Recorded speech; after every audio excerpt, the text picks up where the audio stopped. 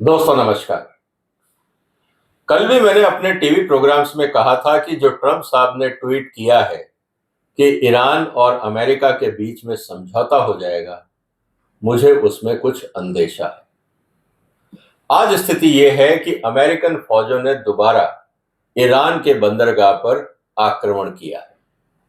कोई कैजुअल्टी नहीं हुई है, इसीलिए वो ये कह रहे हैं सीज फायर का उल्लंघन नहीं हुआ है, लेकिन नीयत जरूर उन्होंने बता दी है कि वो आराम से बैठने वाले नहीं। ऐसी स्थिति के अंदर क्या ईरान सरेंडर करेगा? क्या ईरान जैसा अमेरिका कहेगा वैसा होगा? मुझे तो नहीं लगता। लेकिन इस पूरे संघर्ष में भारत पे इसका असर क्या होगा, आज हम इसकी चर्चा करेंगे। इसीलिए दोस्तों इस वीडियो को अंत तक देखिएगा। बहुत सारा डेटा मैं आपके लिए लेके आया हूं। रुपए का क्या होगा, ट्रेड डेफिसिट का क्या होगा, इकोनॉमी का क्या होगा, जॉब्स का क्या होगा, ये सारी चर्चाएं आज मैं आपके साथ करने वाला हूं। इसीलिए अंत तक देखिएगा और इस वीडियो को शेयर करिए और चैनल को सब्सक्राइब भी कर लीजिए। दोस्तों जैसा मैंने आपके सामने एक तस्वीर रखी है, ये है हॉर्मुज, जहां पे स्टेट ऑफ हॉर्मुज जिसको कहा जाता है। सारा झगड़ा यहां पे हो रहा है। ईरान कहता है हम नहीं खोलेंगे, अमेरिका कहता है हम नहीं खोलेंगे। ईरान अमेरिका को कह रहा है पहले आप हटिए, और अमेरिका ईरान को कह रहा है पहले आप हटिए। स्थिति यह है कि दोनों एक दूसरे पे भरोसा नहीं कर रहे हैं, इसीलिए पिछले 3 महीने से स्टेटस को बना हुआ है। ऐसी स्थिति के अंदर जो तेल के दाम हैं वो $100 के आसपास चल रहे हैं, और आने वाले दिनों में अगर यही हालात रहे तो और ऊपर जा सकते हैं। हम एक नंबर लेके आज पूरा एनालिसिस करेंगे कि अगर आज की स्थिति में तेल रहता है और अगले 5-6 महीने ऐसे ही रहती है इस परिस्थितियां, तो भारत का क्या होगा। तो अब हम उसकी चर्चा कर लेते हैं। जैसा मैंने कहा कि आप सब्सक्राइब करिए और इस वीडियो को जरूर शेयर करिए, क्योंकि आपके जो दोस्त व्यापार में हैं, बिजनेस में हैं, किसी भी प्रोफेशन में हैं, चाहे वो स्टडीज कर रहे हैं या किसी और क्षेत्र में हैं, अगर उनका भारत की अर्थव्यवस्था में इंटरेस्ट है तो आज का वीडियो आपके लिए बहुत उपयोगी होगा। तो निवेदन है सब्सक्राइब करें और शेयर भी करें। दोस्तों अगर हम आज की स्थिति देखें, मई 2026 की, मैं आज की ही बात कर रहा हूं। इस समय जो ब्रेंट क्रूड है वो करीब 98 से $102 पर बैरल के हिसाब से चल रहा है। ये स्थिति को रख के हम एनालिसिस करेंगे। रुपए 96.7 टच कर गया था, और जब आरबीआई ने इंटरवीन किया उसके बाद थोड़ी सी मजबूती आई ₹1 के आसपास। अगर हम ट्रेड डेफिसिट देखें तो अप्रैल जो इस फाइनेंशियल ईयर का पहला महीना था, उसमें ट्रेड डेफिसिट हुआ करीब $28.5 बिलियन के आसपास। मतलब रोज ऑन एन एवरेज $1 बिलियन का ट्रेड डेफिसिट, मतलब व्यापारिक घाटा हो रहा है। अगर यही चलता रहा तो साल में 365 बिलियन का घाटा हो सकता है, और वो कैलकुलेशन मैं आपको समझाऊंगा। फॉरेक्स जो इंटरवेंशन है, $1 से $2 बिलियन पर डे आरबीआई को करना पड़ रहा है। हमारे पास जो फॉरेन रिजर्व्स हैं वो इस समय करीब $680 बिलियन के आसपास। आप ये कह सकते हैं हमारी जरूरतों का जो है टोटल इंपोर्ट बिल है उसका करीब 10 महीने के आसपास। जो होलसेल प्राइस इंडेक्स है वो करीब 8 से 9% बढ़ गया है। अब इसका असर आने वाले दिनों में रिटेल प्राइस पे आपको देखने को मिलेगा, क्योंकि जब होलसेल में चीजें महंगी होती हैं तो परकुलेशन रिटेल में होता है। आने वाले दिनों में महंगाई और बढ़ सकती है। फिस्कल प्रेशर, सीधी सी बात है, जो एक्साइज ड्यूटी है, भारत ने पेट्रोल के दाम कम करने के लिए ₹8 तो सरकार ने दाम बढ़ाए हैं, ₹10 एक्साइज ड्यूटी कम करी है। टेक्निकली ₹18 की रिकवरी खरीदने के लिए सरकार कर चुकी है। क्या ये सफिशिएंट है? अभी नहीं है। इस बात को समझना होगा। इसका मतलब जब सरकार ने अपनी तरफ से ₹10 अगर छोड़ दिए हैं, उससे सरकार को आमदनी कम हो गई। आमदनी कम होगी तो फिस्कल प्रेशर बढ़ेगा। करंट अकाउंट डेफिसिट की अगर हम बात करें तो जीडीपी का करीब इस समय 1% के आसपास है, ये बढ़ के 2 हो जाएगा। अब इस बात को सोचना होगा कि ये पैसा आएगा कहां से। तो दोस्तों अब अगर हम इसको थोड़ा और एनालाइज करें कि स्थितियां जब खराब नहीं हुई थी जब ईरान युद्ध शुरू नहीं हुआ था और आज की स्थिति को अगर हम कंपेयर करें तो हम कहां पहुंचते हैं, इसको हम समझ लेते हैं। अगर हम बात कर रहे हैं मर्चेंडाइज एक्सपोर्ट की, हम करीब 450 बिलियन का कर रहे थे। उम्मीद है कि हम 450 का ही कर पाएंगे। इसलिए नहीं कि हमारी क्वांटिटी बढ़ जाएगी, इसलिए कि हमारी जो वैल्यू है, पूरी दुनिया में जो इन्फ्लेशन है, उसका हमें यहाँ पे असर देखने को मिलेगा। जो हम इंपोर्ट करते हैं वो करीब हम 750 से $750 बिलियन का करते थे। अब ये बढ़ के हो जाएगा करीब 850 से $900 बिलियन। ये चिंता की बात है, क्योंकि रुपया घट गया है। पहले जो रेट था, आज जो हम रेट दे रहे हैं, उसमें फर्क है और उसका असर क्या होगा, इसको समझते हैं। मर्चेंडाइज ट्रेड डेफिसिट जो पहले 330 के आसपास बिलियन डॉलर के आसपास था, वो बढ़ के करीब 400 से 450 बिलियन डॉलर के आसपास पहुंचने की उम्मीद है। इसका मतलब ये है कि अब 450 बिलियन डॉलर आप कहां से लें? आपको डॉलर तो खरीदने हैं, क्योंकि आपको आयात करना है। इस बात को मैं बार बार कह रहा हूं, हिंदुस्तान में मेक इन इंडिया सक्सेसफुल नहीं रहा है, इसीलिए हमारे आयात पहले से ज्यादा हो रहे हैं। इस बात को समझना होगा। इसका असर क्या होगा? जब आपके पास पैसा नहीं है तो आपको उधार लेना है, तो जो करंट अकाउंट डेफिसिट है, जो 1% जीडीपी का था, वो 2 के ऊपर जाने की उम्मीद है। ये एक चिंताजनक स्थिति है। रुपया इस जो लड़ाई से पहले 88-90 के आसपास चलता था, अब 95 से 99। आपको ताजुब नहीं होना चाहिए कि अगर साल से पहले अगर परिस्थितियां ऐसी ही रही तो रुपया 100 पार हो जाएगा। उस समय एक साइकोलॉजिकल इंपैक्ट आएगा कि मोदी जी को ये जवाब देना पड़ेगा कि साहब रुपया 100 कैसे पार हुआ। इसको जवाब देना बहुत मुश्किल होगा। जो जीडीपी की ग्रोथ है, जो 7% की उम्मीद कर रहे थे, वो 6 के आसपास आ जाएगी। हम इन्फ्लेशन जो 4% था, कंज्यूमर प्राइस इन्फ्लेशन, वो बढ़ के हो जाएगा 6, 6.5, मतलब डबल। आरबीआई का जो एस्टिमेट है वो 4 से 6 के बीच में रहना चाहिए, लेकिन ये एक्सीड कर सकता है, मतलब ब्याज दरें भी बढ़ सकती है। फिस्कल डेफिसिट जो करीब 4.5 था, वो 5.5 हो सकता है। फॉरेक्स रिजर्व जो स्टेबल था, वो धीरे धीरे गिरावट की तरफ आएगा। जैसे पिछले महीने भी हमने देखा, करीब 8 से 10 बिलियन डॉलर कम हुआ। आरबीआई पॉलिसी जो न्यूट्रल थी, मार्केट को चलने देती थी अपने हिसाब से, रुपए को बचाने के लिए डिफेंसिव होगी और इंटरवीन करना पड़ सकता है। चिंता की बात कहां है? चिंता की बात बहुत सिंपल है दोस्तों। हमारा जो ट्रेड डेफिसिट है, जैसे मैंने कहा, 28.5 बिलियन डॉलर के आसपास। हमारा जो इंपोर्ट है वो बहुत तेजी से बढ़ा है। करीब 72 बिलियन डॉलर हमने एक महीने में विदेशी माल खरीदा है और करीब 44 बिलियन डॉलर के आसपास हमने एक्सपोर्ट किया है। और यही घाटा है जो प्रधानमंत्री जी को परेशान कर रहा है। इसीलिए उन्होंने कहा कि भैया आयातित चीजें कम खरीदो, सोना कम खरीदो, पेट्रोल का इस्तेमाल कम करो, जो भी चीजें आयातित हैं उनका इस्तेमाल कम करो। अब ट्रेड डेफिसिट क्यों बढ़ रहा है, इसको समझना जरूरी है, क्योंकि इससे रुपया और महंगाई, इस पर सीधा असर आएगा। हम हिंदुस्तान में करीब 5-5.5 मिलियन बैरल रोज तेल की खपत करते हैं, और ये करीब, अगर हम ये कहें कि 90% के आसपास इंपोर्ट होता है, 85 to 90%। अगर $10 का रेट भी बढ़ता है तो आप ये समझ लीजिए कि हमारे ऊपर जो इंपोर्ट बिल है वो करीब 190 बिलियन डॉलर के पास हो जाएगा, जो पहले एस्टिमेट ये था कि 135 बिलियन डॉलर के आसपास रहना चाहिए। गोल्ड इंपोर्ट जितना पहले था उतना ही रहने की संभावना है। क्वांटिटी कम हो जाएगी लेकिन रेट बढ़ जाएंगे। पहले रुपया था 80, 88, 90 के आसपास, आज हम 95 की बात कर रहे हैं। तो 5% से 7% जो रुपए का डिवैल्यूएशन हुआ है ईरान वॉर के बाद, उतना तो आपको एक्स्ट्रा पैसा देना पड़ेगा। जहां तक गोल्ड कंजम्पशन की बात है, ऑन एन एवरेज हिंदुस्तान में गोल्ड कंजम्पशन रहता है सोशल फंक्शनिंग के लिए, मैरिजेस के लिए वगैरह। क्या लोग वो करना बंद कर देंगे? चिंता की बात है। इसलिए प्रधानमंत्री जी ने कहा है कि गोल्ड ना खरीदें।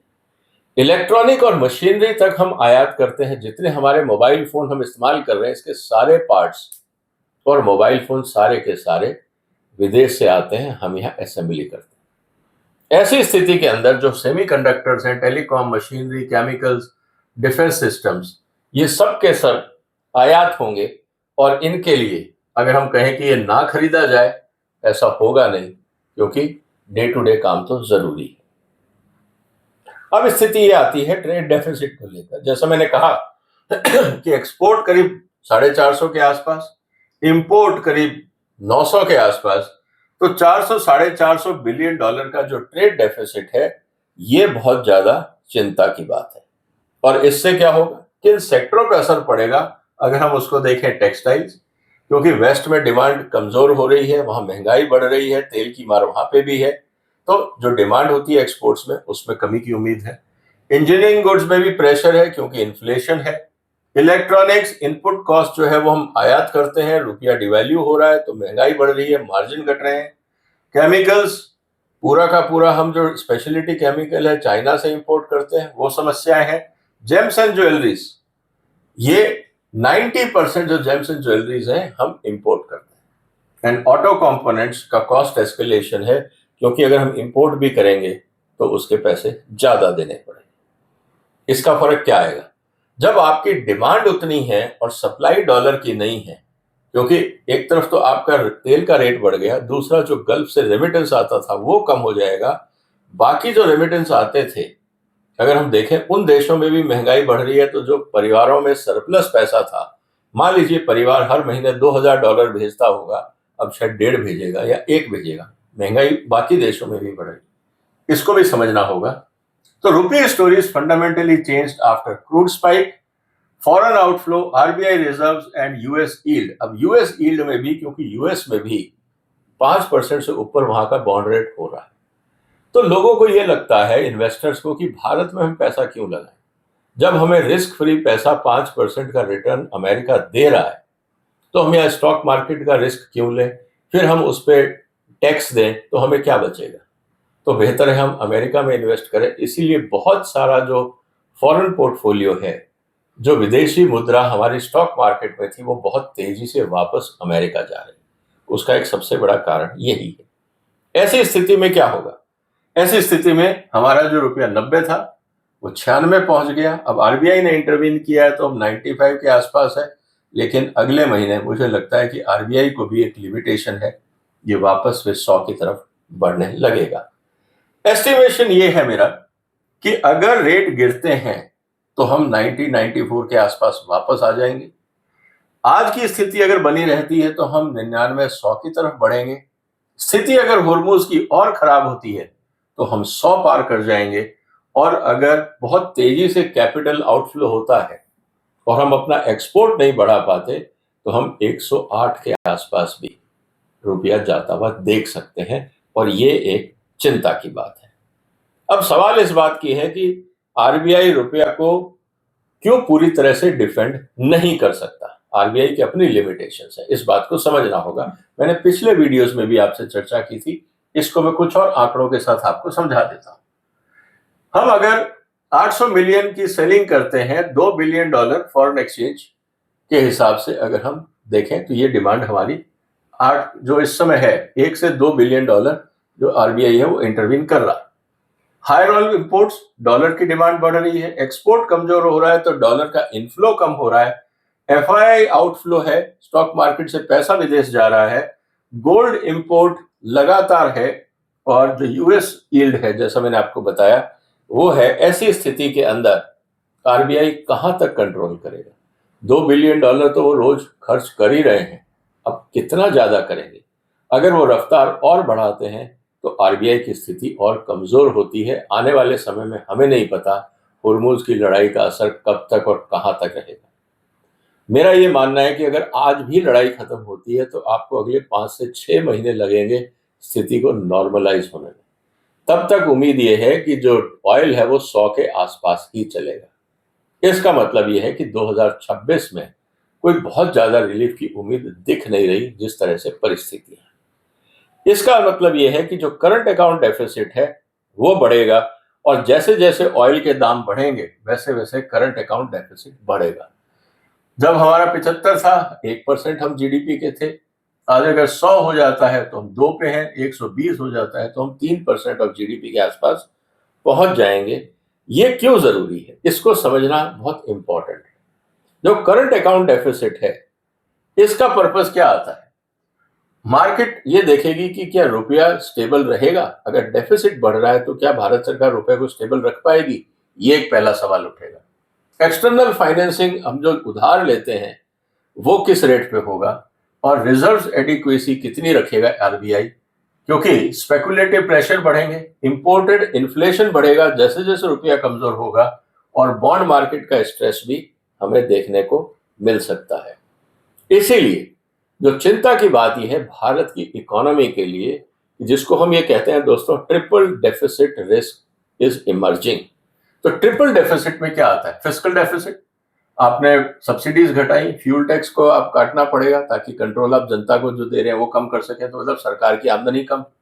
ट्रेड डेफिसिट, आपका इंपोर्ट बढ़ रहा है, एक्सपोर्ट नहीं बढ़ रहा, ये दूसरी समस्या। और करंट अकाउंट डेफिसिट, मतलब जितना आपको पैसा चाहिए उतना आपके पास है नहीं, आप और उधार ले रहे हैं।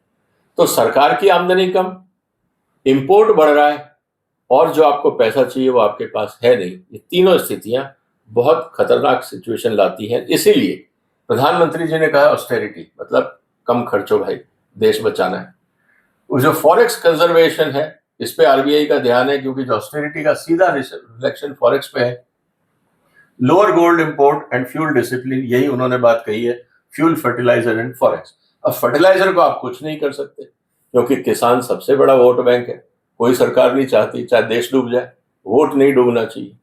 ये स्थिति हमारे सामने बनती जा रही है। तो दोस्तों स्थिति अब क्या आ रही है? स्थिति ये आ रही है, अगर हम इसको सम अप करने की कोशिश करें आज की परिस्थितियों में, तो करीब $450 बिलियन का डेफिसिट है, 100 के आसपास रुपया पहुंच सकता है, और कुल मिला के जो फिस्कल डेफिसिट है वो 5% को भी पार कर सकता है। तो अब इसका मतलब क्या होगा? इसका मतलब अगर हम सबसे बड़ा चैलेंज ये देखें दोस्तों, तो इस समय जो पहली क्राइसिस थी, इसका इम्प्लीकेशन है कि अभी तक हमारे पास फॉरेक्स था, हम सर्विसेज एक्सपोर्ट कर रहे थे, रेमिटेंस आता था, और हमारा बैंकिंग सिस्टम मजबूत था। ये भारत की स्ट्रेंथ है। लेकिन अगर ये तेल का दाम ज्यादा रहा, हुर्मुज़ डिसरप्शन ज्यादा रहा, और ये कन्फ्लिक्ट बना रहा, तो क्या होगा? भारत की आर्थिक स्थिति धीमी पड़ेगी, रुपये की स्टेबिलिटी पे सवाल उठेगा, इन्फ्लेशन बढ़ेगा, क्योंकि हम इंपोर्ट ओरिएंटेड इकोनॉमी है, और जो मैक्रो टाइटनिंग है वो सरकार को करनी पड़ेगी, बहुत सारी सब्सिडीज काटनी पड़ेंगी, डेवलपमेंट फंड रोकने पड़ेंगे, बहुत सारे ऐसे निर्णय होंगे जिससे ओवरऑल इकोनॉमिक ग्रोथ पे असर आ सकता है। इसीलिए जो सबसे इंपॉर्टेंट चैलेंज, बार बार जो प्रधानमंत्री ने कहा कि भाई तेल बचाओ, एनर्जी बचाओ, ये आयातित है, गोल्ड मत खरीदो, ये आयातित है, इलेक्ट्रॉनिक्स को आप जल्दी अपने मोबाइल्स मत बदलिए, हो सके तो उन्हीं मोबाइल मॉडल्स को लंबे समय तक इस्तेमाल करिए, और जो करेंसी मैनेजमेंट प्रॉब्लम है इसको पूरा फोकस करना भारत सरकार की मजबूरी बन गई। तो दोस्तों इसीलिए मेरा ये कहना है कि ये ट्रम्प साहब जो कर रहे हैं, इससे भारत के ऊपर काफी गंभीर परिणाम आएंगे।